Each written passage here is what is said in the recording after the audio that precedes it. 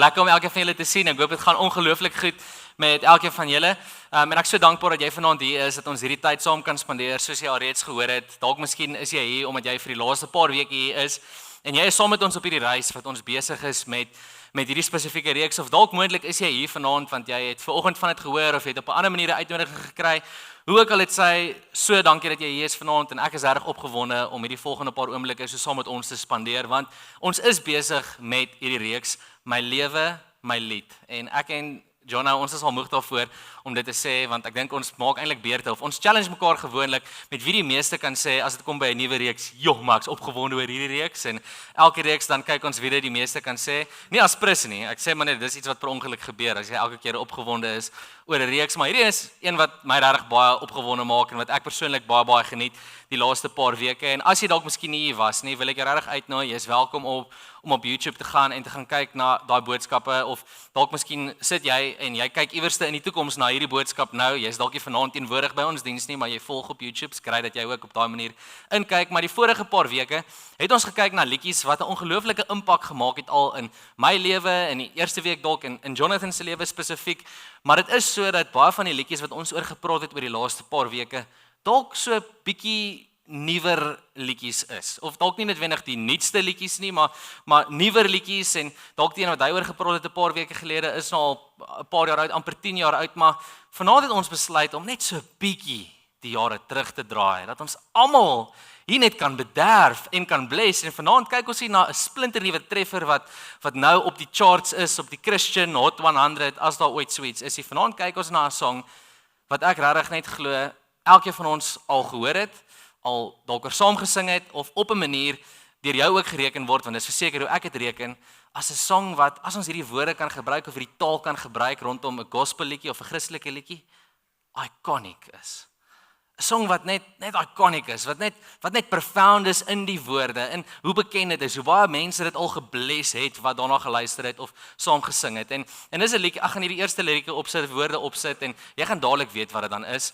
I'm coming back to the heart of worship. En ek wil net vas staan of net stop na daai eerste reeltjie, back to the heart of worship. En met 'n baie spesifieke rede, net klem op daai twee woorde, back en hart. En dan sê dit, it's all about you, Jesus.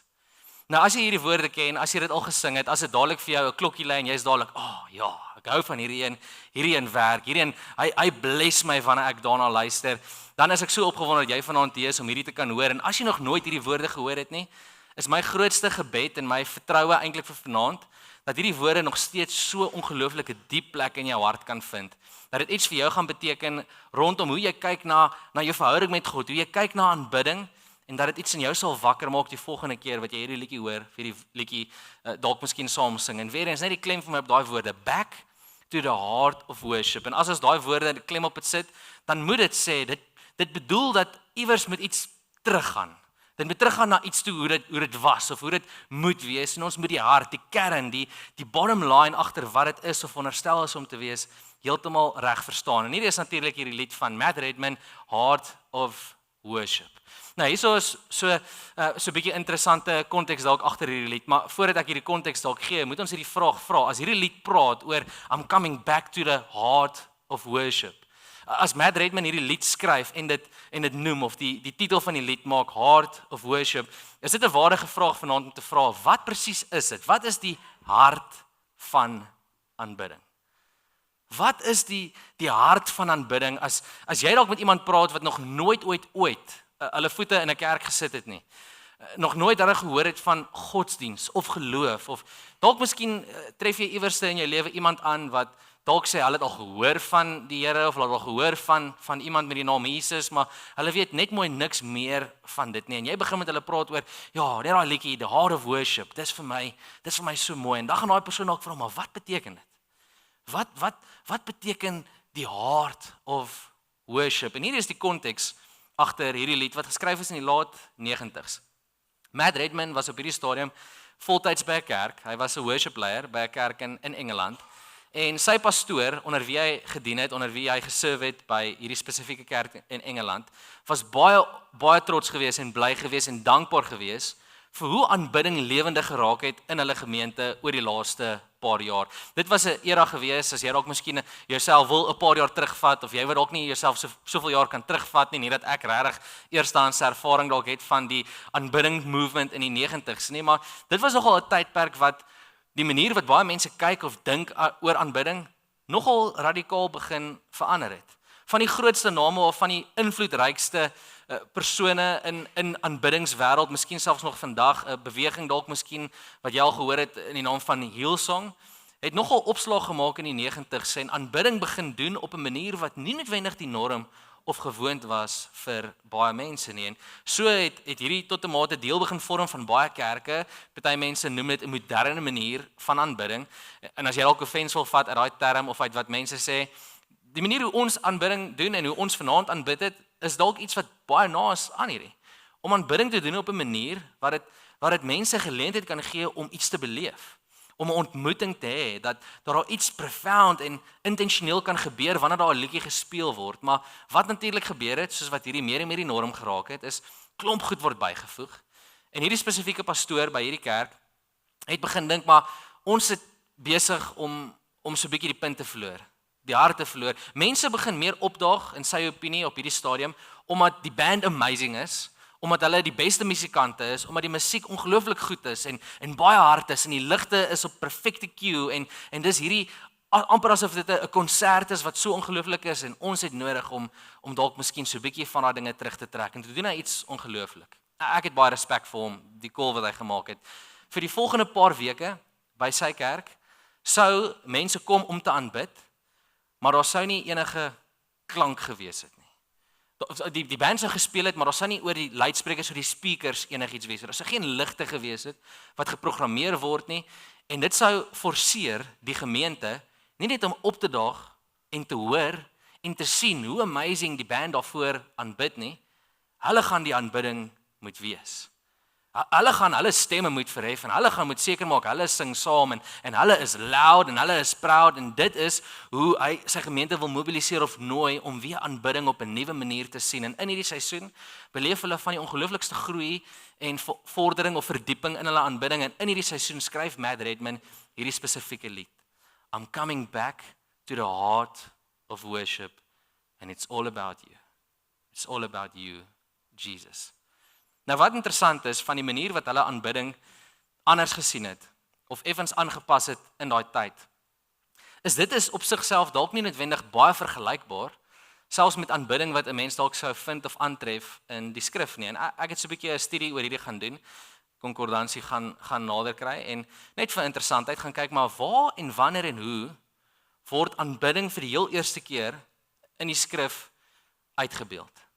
Waar is die eerste keer wat dit genoem word in die skrif? As jy die Bybel sou lees van begin tot einde, waar sou jy iets begin agterkom of iets raak sien of lees van aanbidding? En dit was vir my nogal interessant geweest.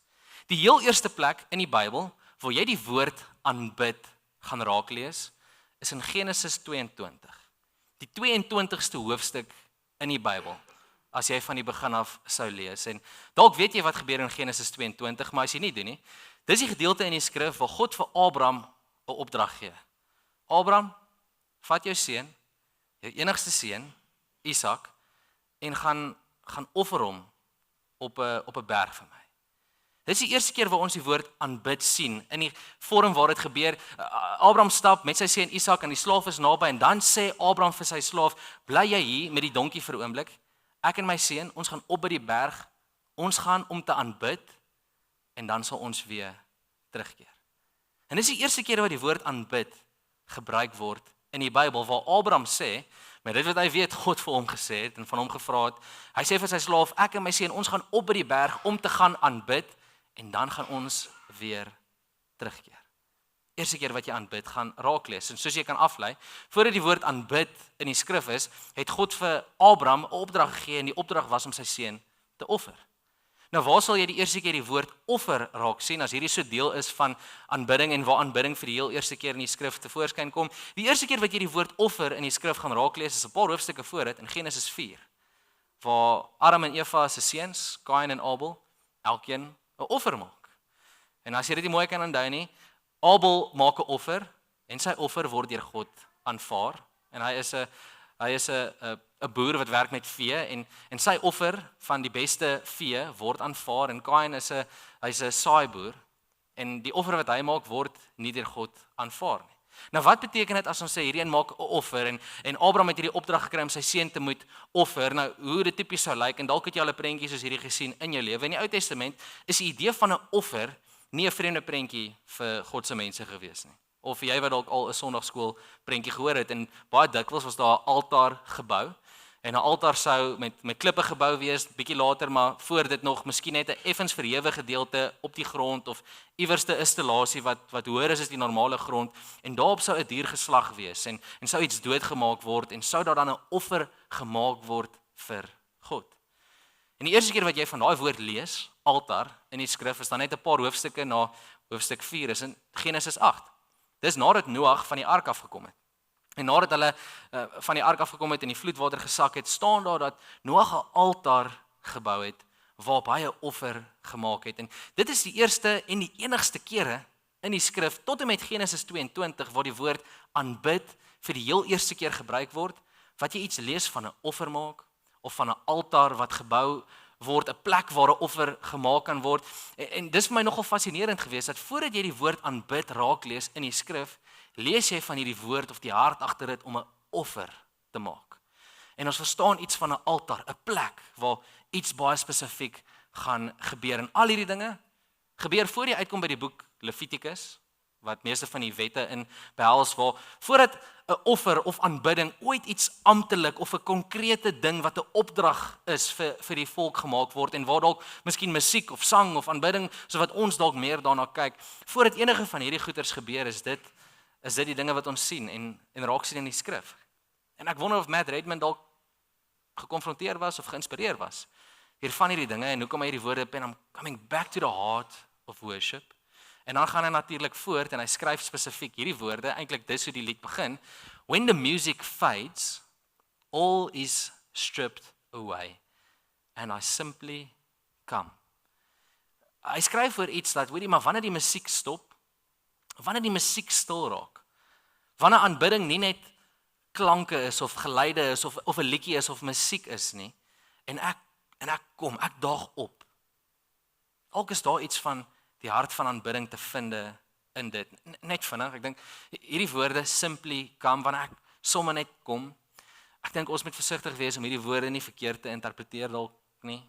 Ek dink 'n mens kan dalk daai woorde sien en dalk dink, maar wat aanbidding is jy kan sommer net kom soos wat jy wil, of kom soos wat dit jou pas en sommer net dat dit vir jou lekker en gemaklik en gerieflik is en daag net op daai manier en dis nie wat hierdie woorde is of veronderstel is om wakker te maak nie.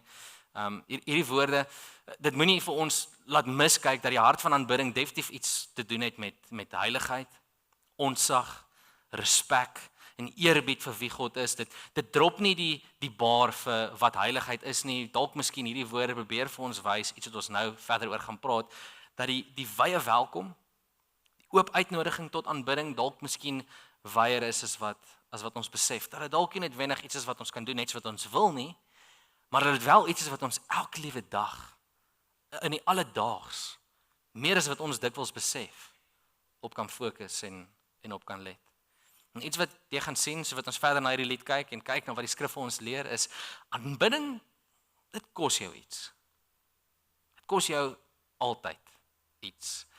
In die Ou Testament sien ons hierdie vorm, die eenvoudigste vorm van aanbidding is, daar's 'n altaar, en daar word 'n offer op hierdie altaar gemaak, en wat dit baie eenvoudig uitgebeeld het, is 'n volk wat erken, of 'n persoon wat erken en verklaar, U is heilig, ek is nie heilig nie. Ek is gebroken. Ek het sonde. Ek het uitdagings en omdat ek bewus is van my tekortkoming en my tekort aan heiligheid en U heilig is, bring ek hierdie offer sodat ek as sondaar skoon gewas kan word. Dat daar vergifnis vir my kan wees, dat daar versoening vir my kan wees. Aanbidding kos jou iets en jy moet iets bring. Dit gaan jou altyd iets kos. En die lied gaan voort wat dan sê, longing just to bring, en klem op daai woord, bring, om iets te bring. Something that's of worth, iets wat waardevol is, that will bless your heart. Nou daai woorde is baie mooi en baie bekend, maar hierdie week is ek nou geforseer om so 'n bietjie langer te dink oor hierdie woorde. Longing just to bring something that's of worth. Wat kan ek bring vir God? Wat kan ek gee vir hom? Van ons gunsteling aanbiddingsliedjies verklaar dan, daar's niks wat ek kan bring nie. Daar's niks wat ek kan gee nie. Daar's niks wat ek vir 'n God wat volmaak is kan gee of tot hom kan byvoeg nie. Hoe kan dit dan moontlik wees vir my om iets te doen of te bring wat God se hart bless? En as ons 'n bietjie verder kyk in die skrif na waar die hart van aanbidding dalk gekommunikeer word of waar dit ontstaan, dan sien ons in die wet later in Deuteronomium hoe hierdie amptelike wet kom en hier's baie vir ons te leer uit hierdie gedeelte uit in Deuteronomium 16 vanaf vers 16 waar hierdie amptelike opdrag is wat vir die volk gegee word. 3 keer elke jaar moet al jou mans in die plek wat die Here jou God sal kies in sy teenwoordigheid verskyn. En ek wil weer eens sê jy moet klem hoor vanaand op hierdie woorde in sy teenwoordigheid want een van die beste definisies vir aanbidding het baie te maak met 'n bewustheid oor God se teenwoordigheid.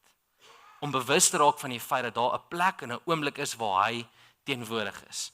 3 keer elke jaar moet al jou mans in die plek vir die Here jou God sal kies in sy teenwoordigheid verskyn. En hier word dit verduidelik op die fees van die ongesuurde brood, die fees van die weke en die hittefees.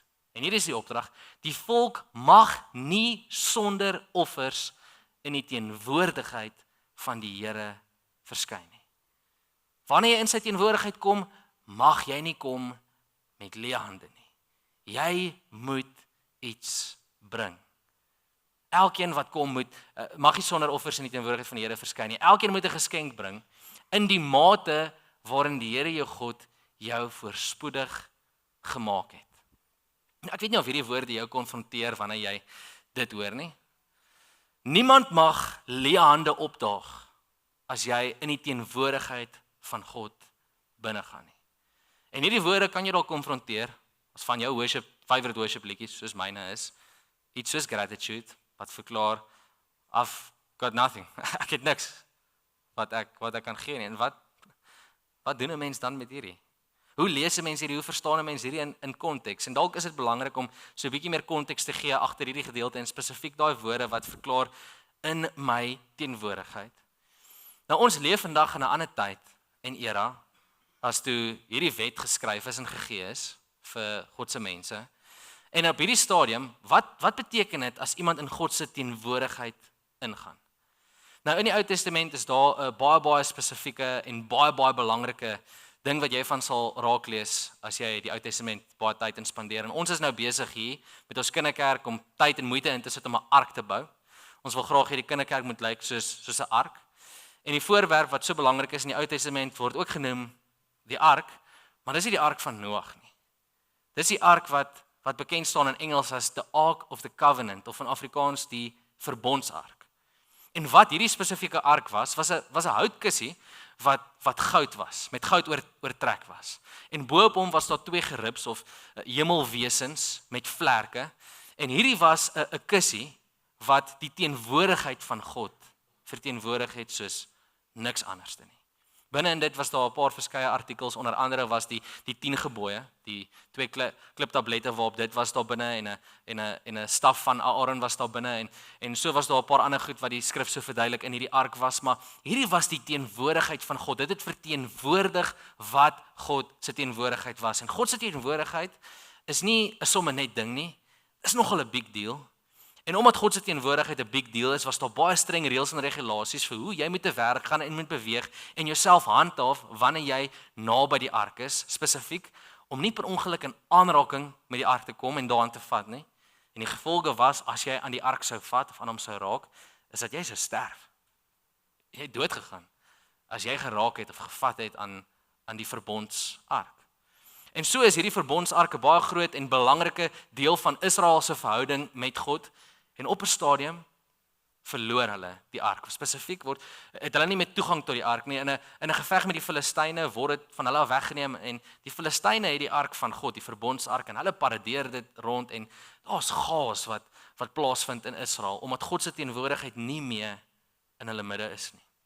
Nie meer teenwoordig is nie. God het hierdie begeerte om sy teenwoordigheid tussen sy mense in die heilige stad in Jerusalem te maak en dit is nie meer moontlik nie, totdat op 'n stadium, jare later, en ons gaan 'n storie sommer optel hier, eintlik halfpad deur die storie, iemand wat die hart van aanbidding geken het en verstaan het, koning Dawid, besluit het, maar ons het nodig om hierdie verbondsark terug te bring.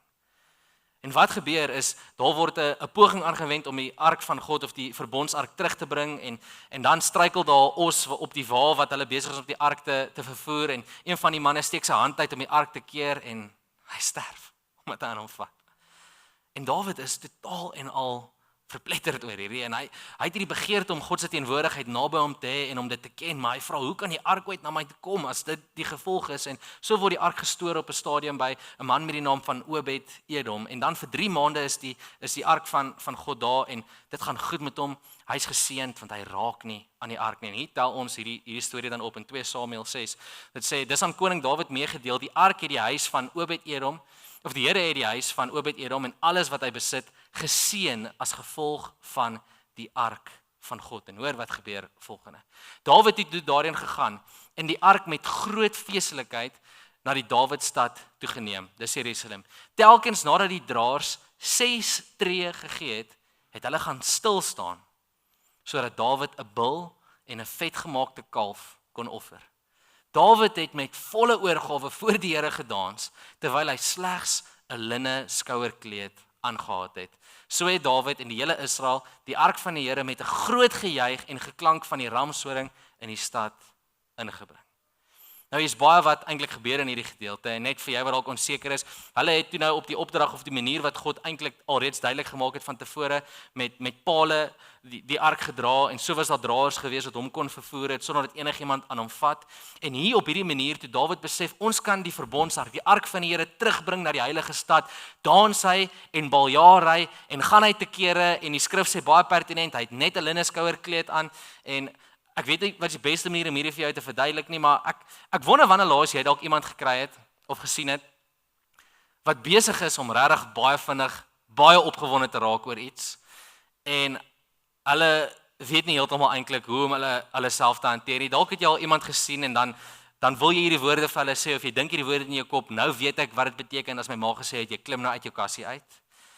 Jy is baie opgewonde, baie besig en jy kan nie jouself eintlik hanteer of handhaaf net hoe besig jy is nie.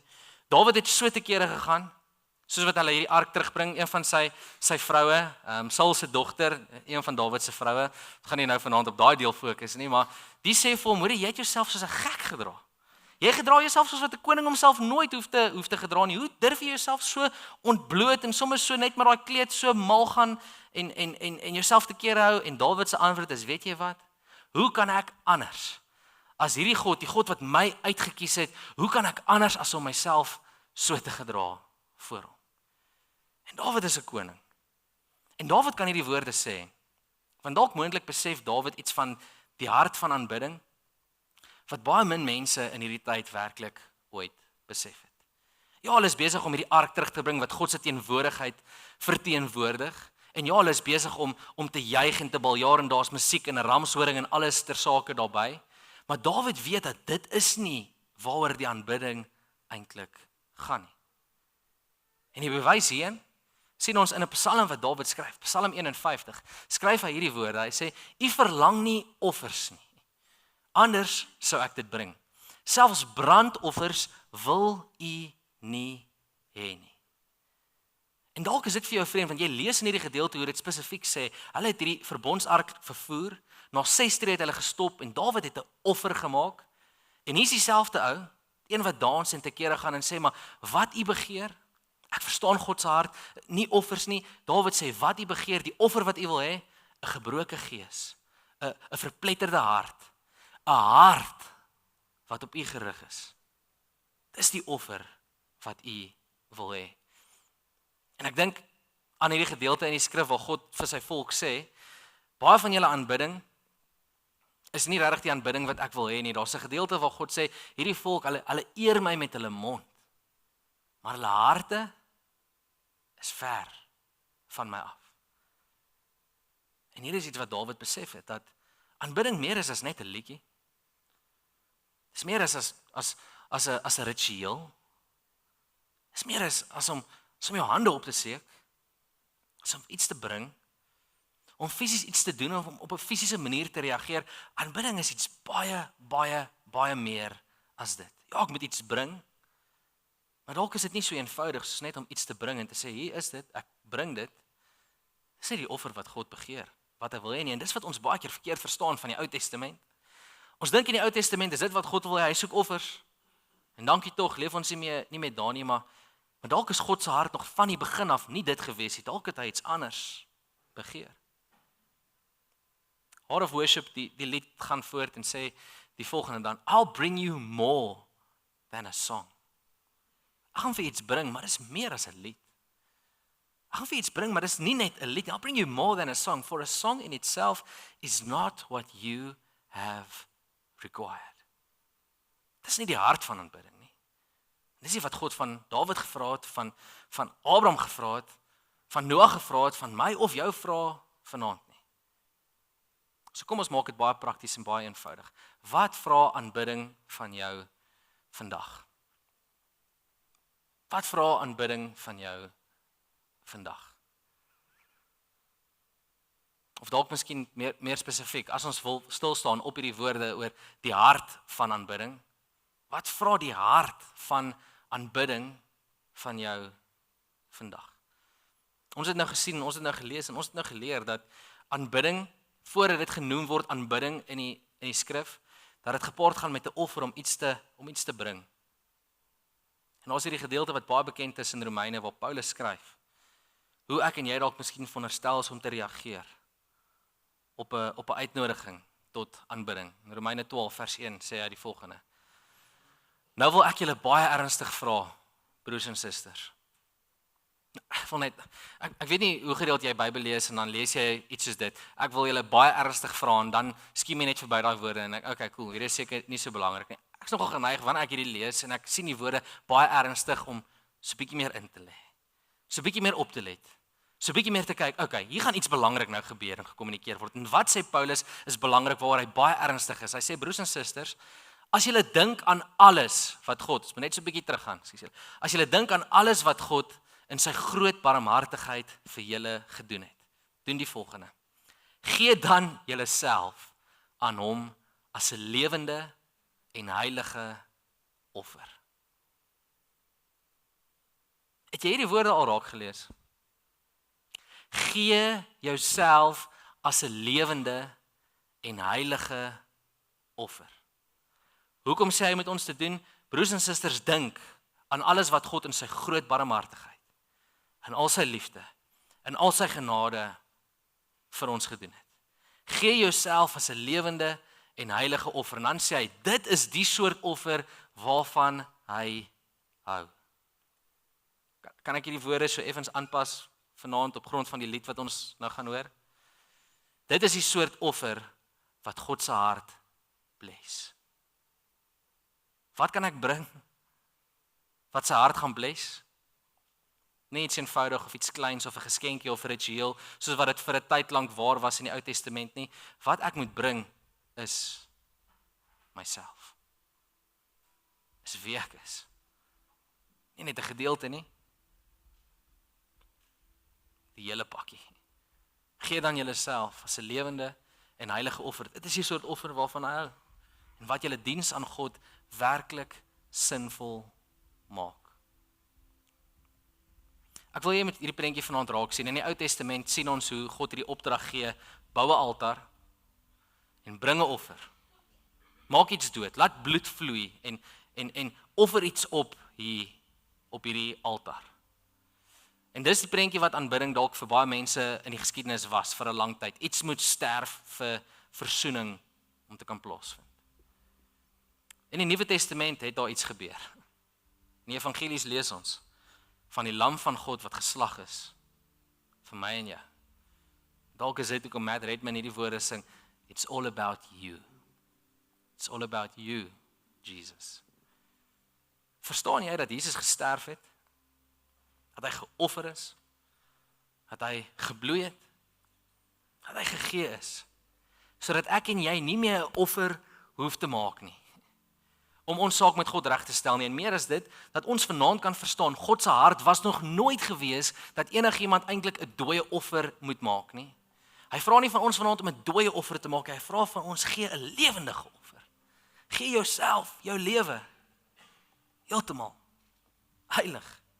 Dit is die soort offer waarvan hy hou.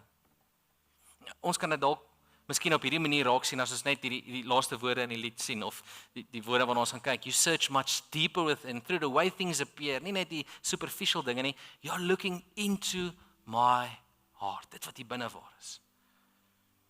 Hier sou ek het vanaand wil opsom. Die hart van aanbidding. As jy wonder wat is die hart van aanbidding? Dis 'n lewe van aanbidding. Dit beteken aanbidding is nie iets wat net begin wanneer ek en jy instap by die kerk. En Clarissa die eerste noot op haar klavier speel of Janko die eerste noot op sy gitaar speel. Aanbidding is nie iets wat eindig sodra die aanbiddingsleier op hierdie verhoog sê amen. Jy mag jou sitplek inneem nie. Want as God kon sê vir die volk in die Ou Testament, hierdie volk hulle eer my met hulle mond, maar hulle harte is ver van my af. Weet jy wat beteken dit? Dit is moontlik vir my en jou om hier te staan in hierdie plek, die liedjies te ken, al die woorde te sing. En ons kan besig wees om die liedjie te sing en die woorde te hoor en die woorde te uiter, maar ons kan besig wees met klomp ander dinge. Maar weet jy wat beteken aanbidding dan ook? As Paulus sê, gee dan julleself as 'n lewende en heilige offer. Wanneer jy besig is om skorrelgoed te was, wanneer jy besig is om tande te borsel, wanneer jy besig is om koffie te maak, wanneer jy besig is om kyk, ek het nou nie kinders nie, ek kan nou nie sê 'n doek omruil nie. As jy besig is om die honde se goed op te tel op die gras. Wanneer jy besig is met absoluut enigiets, kan jy dit doen met 'n hart wat gerig is op jou koning. En dis dalk die hart van aanbidding wat God moontlik onder ons wil wakker maak. In daai gedeelte van Dawid met 'n gejuig die verbondsark terugbring, dan sê dit, hulle het 6 tree gegee en toe gestop. Nou, daar's 'n paar teoloë wat so 'n bietjie stry hieroor en nie almal het dieselfde opinie nie. Party mense glo, okay, Dawid hulle het 6 tree gegee en toe gestop, die offer gemaak en toe verder aanbeweeg.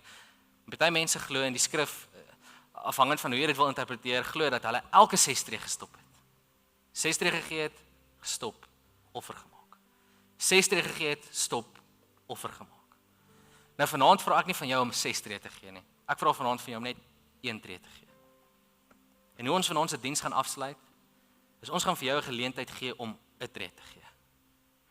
Om te reageer met net 1 tree in die vorm van aanbidding wat God dalk moontlik op jou hart druk vanaand. So in plaas daarvan om jou te nooi, kom ons staan almal saam en Clarissa hulle lei vir ons in 'n oomblik, wil ek vir jou die vrymoedigheid gee. Hê 'n encounter vanaand met God. Maar maak ook erns met hierdie oomblik. Maak erns met hierdie oomblik en vra vir God, Here, wat is die tree wat ek moet gee? En dalk is die tree wat jy moet gee net om 'n commitment te maak. Ek wil 'n lewe van aanbidding leef. Ek wil die aanbidding moenie begin wanneer ek instap by die kerk en dan uitstap by die kerk nie. Ek wil môreoggend wanneer ek instap maandag by my meeting, wil ek wil 6 tree gee en dan onthou ek het nodig om te aanbid. Ek kan nie meer 'n 6 tree gee sonder om te onthou dat ek 'n offer moet maak en die offer wat ek maak is my hele wese, my hele lewe. En ek weet wat jy dink is, ja, as ek elke 6 tree moet stop en onthou, gaan ek nie baie dinge kan doen sonder dit nie. En dalk is dit die punt. Dalk is dit die punt dat jy nie baie dinge kan doen sonder dat jy jouself herinner en onthou. Here, ek wil 'n offer bring en ek wil jou aanbid. So as jy vanaand wil reageer en jy wil net bly sit en 'n encounter met die Here, is jy welkom dit te doen. As jy wil opstaan en jy wil sing, is jy meer as welkom dit te doen. Dit sal so amazing wees as jy join. As jy vanaand wil op jou knieë gaan en jy wil kniel voor jou Vader, is jy welkom dit te doen. As jy vanaand vir die eerste keer, want jy voel dalk al lank hierdie drukking, net wil reageer deur jou hande op te steek en jy het dit nog nooit gedoen nie. Maar dis die manier waarop jy vanaand 'n tree gee daai tree. Kom ons vat vanaand 'n geleentheid in 'n oomblik om 'n ontmoeting te hê met 'n God wat sê, ek wil nie 'n dooie offer hê nie. Bring jou hele lewe. En dis die offer wat ek begeer. Kom ons gebruik hierdie geleentheid saam.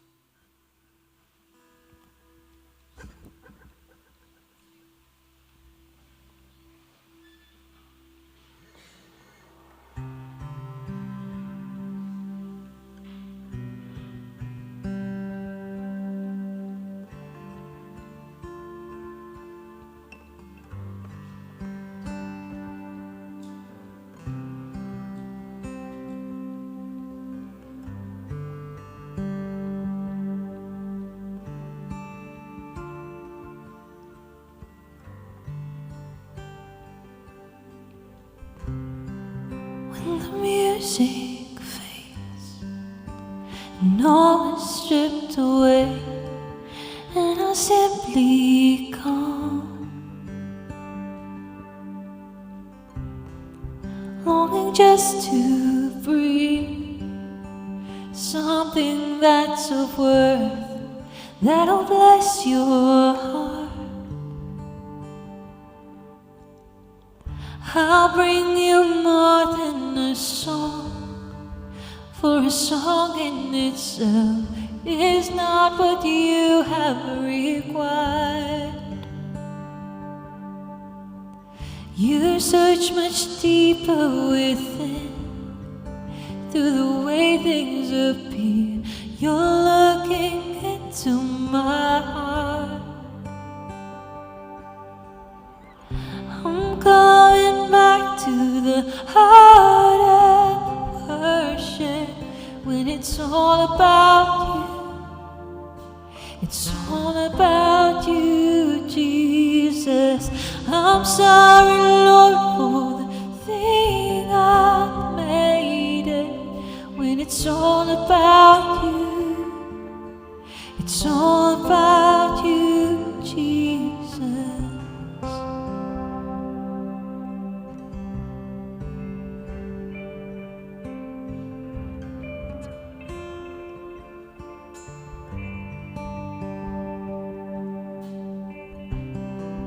King of endless worth, no one could express how much you deserve. Though I'm weak and poor, all I have is yours, every single breath. I'll bring you more than a song, for a song in itself is not what you have required. You search much deeper within, through the way things appear. You're looking into my heart. I'm coming back to the heart of worship, when it's all about you. It's all about you, Jesus. I'm sorry, Lord, for the thing I've made it, when it's all about you. It's all about you, Jesus. I'm coming back to the heart of worship, when it's all about you. It's all about you, Jesus. I'm sorry, Lord, for the thing I've made it, when it's all about you. It's all about you, Jesus.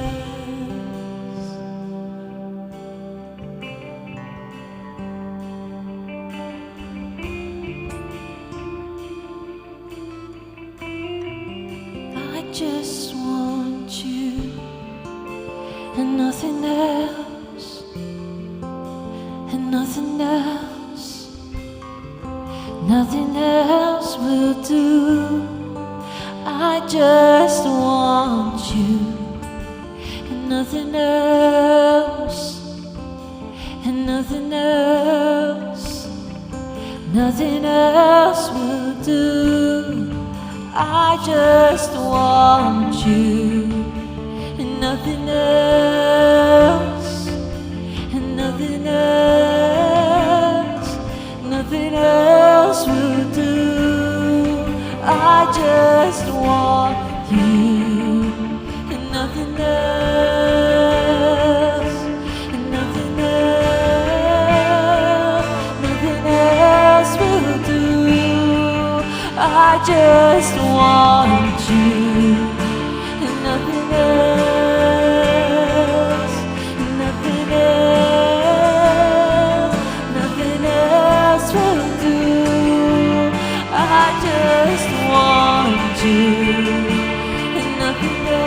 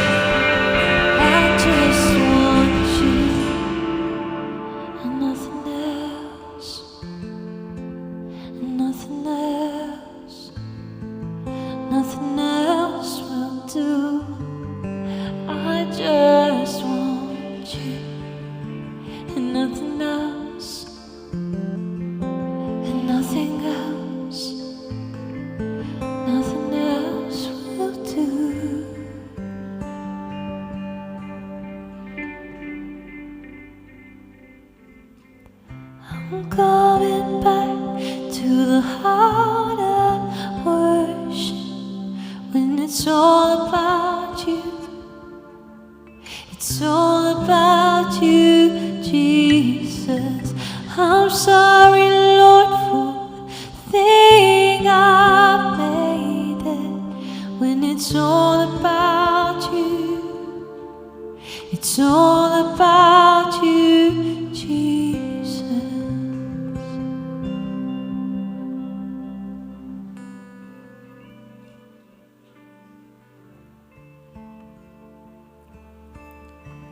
Hemelse Vader, dankie. Dat ons net 'n oomblik in die teenwoordigheid vanaand kan vasgryp. En ek bid so Here dat nie een van ons 'n oomblik soos hierdie sal mis vanaand nie. Maar mag ons vanaand besef, die hart vir ons, die uitnodiging vir ons, is nie om ons te ontmoet so iewers op 'n stadium, een keer 'n week of elke nou en dan in 'n oomblik van aanbidding soos hierdie nie. Here, U begeer om met ons te ontmoet op soveel meer. Soveel meer oomblikke, soveel meer geleenthede. Sommige in die alledaagse lewe. Here, U teenwoordigheid is altyd daar. Ek bid dat U ons sal help dat ons teenwoordig sal raak wanneer U teenwoordig is. Ek bid Here dat ons nie skuldig sal wees so soveel van tevore. Dat ons die loof en die prys met ons monde nie, maar dat ons harte ver van U af is nie. Mag ons kies Here om ons harte op U te rig. Mag ons besef soos wat ons dit doen, dat ons niks in elk geval kan gee of niks kan doen, nie 'n liedjie kan sing of 'n offer kan maak om 'n saak met U reg te stel nie. U het dit alreeds gedoen en al wat ons kan doen in reaksie is om net ons hele lewe terug te gee vir U. Dankie Hemelse Vader, dat dit ons storie, dat dit ons getuienis kan wees. Mag ons onsself naby U hart hou. En mag ons môreoggend wakker word, nie meer as 6 tree gee. Onsself te herinner dat ons nodig het om te aanbid nie. Mag dit ons lewe kenmerk. Dankie vir dit, Here. In Jesus naam. Amen. Amen. Ek hoop jy het 'n geseënde week. Mag die Here met jou wees. Mag jy hom beleef, mag jy hom loof, mag jy hom prys, mag jy hom aanbid. En kan nie wag om jou volgende Sondag te sien nie. Dan sluit ons ongelukkig af met ons reeks My Lewe, My Lied. Mag jy geseënd wees. Sien jou volgende week. Totsiens. I don't know much.